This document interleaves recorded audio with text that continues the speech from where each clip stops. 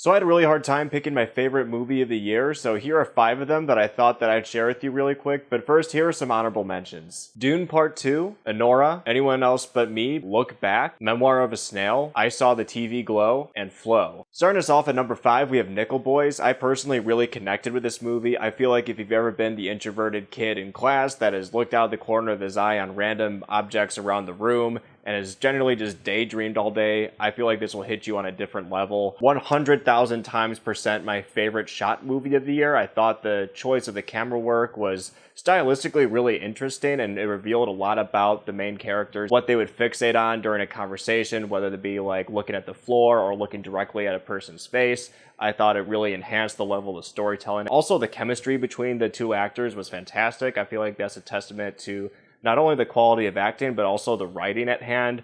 Definitely go check this one out. At number 4, we have The Substance. Coralie Fargi directed the shit out of this movie. It looks so good. Everything is just so meticulously framed, and the world just feels so surreal, like it's in its own completely different universe, but the themes of this movie are very grounded, and you very much know what this movie is trying to say. It's so cool that a horror movie like this is finally getting its flowers during award season. I thought it would never happen, yet here we are. Demi Moore and Margaret Qualley both killed it. They're honestly fantastic, and same with Dennis Quaid. He really got under my skin. It was disturbing as hell, and parts of this movie did make me wince, but it was just so incredibly entertaining that the over-the-top nature of this movie felt justified. Number 3 is Challengers. I thought this movie was incredibly entertaining. I think it's completely insane that this movie hasn't been nominated for any Oscars. All the performances here were great. I think Zendaya was at the top of her game here. I think she was a very interesting protagonist to kind of keep your eyes on and just see how the chaos around her is unfolding. The score of this movie, enough said. It was so electrifying. I would turn this soundtrack on in my car and just start bumping along to it. Oh my gosh, that cinematography. The tennis ball POV?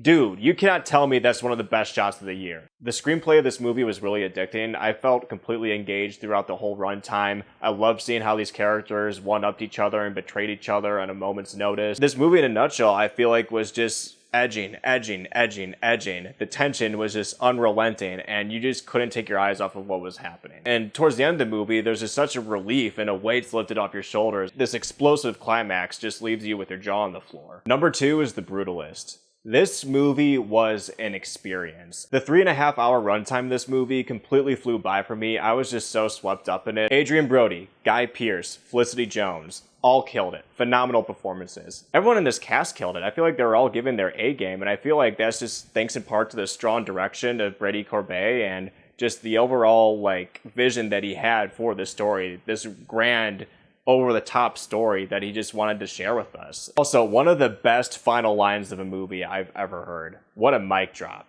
man.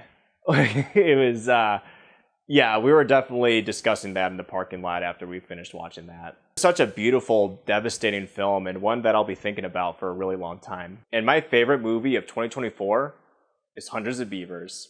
There is not a single movie that I watched more of this year than Hundreds of Beavers. I had this thing on repeat. I think I watched it maybe 4 or 5 times. It's so creative, so funny, and so wholesome. I loved it. I'm sure not a lot of movies on this list will quite be your thing, but Hundreds of Beavers?